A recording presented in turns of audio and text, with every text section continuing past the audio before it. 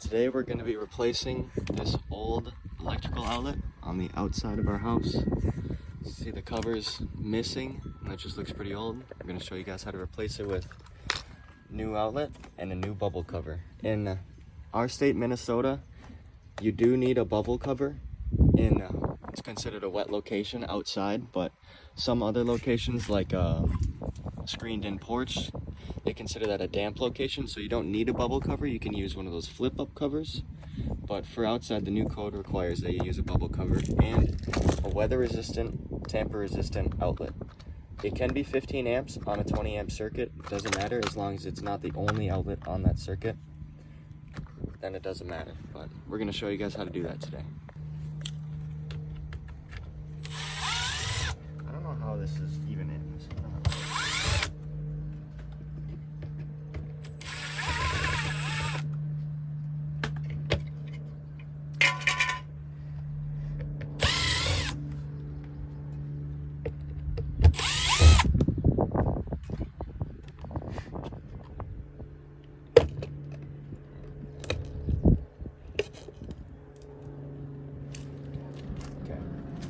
So normally there should be a box that you screw in your outlet to and you use these holes, but on this one there's not.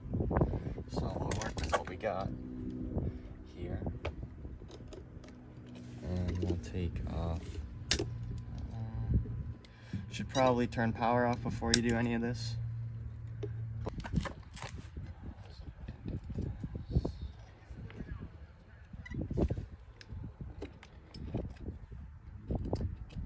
If your circuit is arc faulted, to turn the power off, if you're lazy, you can touch the neutral to the ground if it's on an arc fault breaker. If it's not, it won't trip. But if it is on an arc fault breaker, it will trip. Fun fact.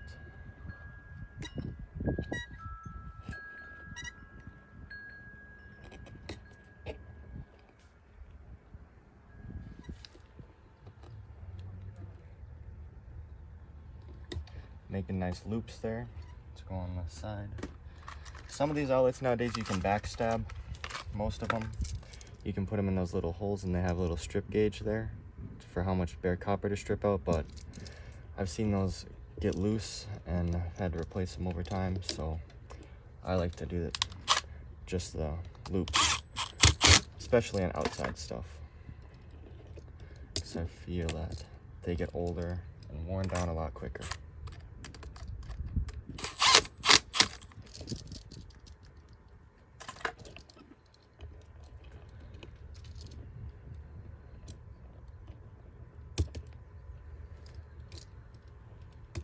Now you want, when you're putting on your loops, you want to have them, the screw, you're going to tighten it clockwise.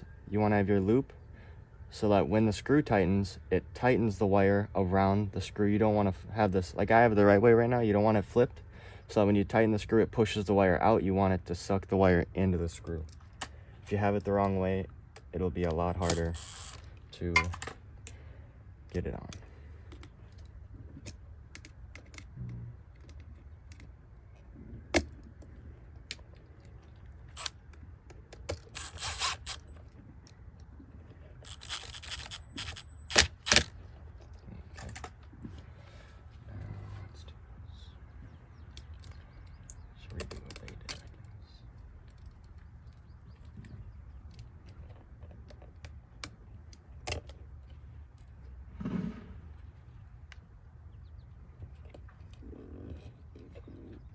Then when you're stuffing your outlet back there, you want to make sure that your bare copper isn't going to touch the hot or the neutral screws. Sometimes what you can do to make it easier is you can tighten up the other screws that aren't being used, especially if your outlet's in a 2 gang box with multiple outlets. Then you for sure want to do that. But here there's not much wire in the box, so I'm not too worried about it. And since there's no box, we're gonna have to drywall screw this in there. And I'm gonna get a level, make sure that.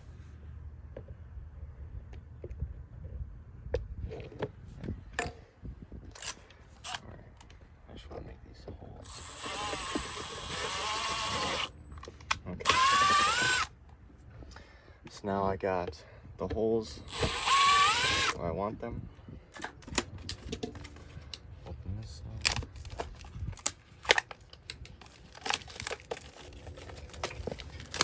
Sometimes on a lot of older houses, typically too, you won't have a box. You just kind of got to make what you got work. So that's what we're doing today.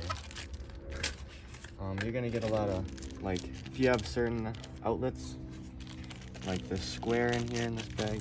I'll open up for you guys. You're gonna get different types of openings for the square here. That's for if you have a GFI. Outside outlets need to be GFCI protected, and this one is on a GFI circuit somewhere in the house. It's already GFI'd, so we don't need to have a GFI outlet there, so we're good on that.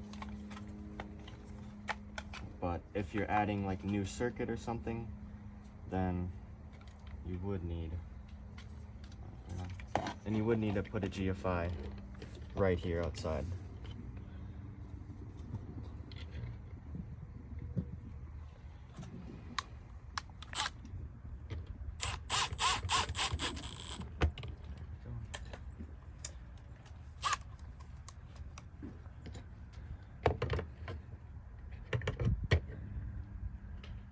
Making sure it's level when I screw it in. These outlets, sometimes they have wiggle room for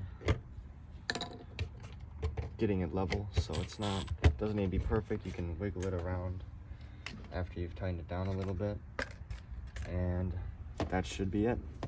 That's how you do an outlet there. And just like new, just like that. Very easy, very simple.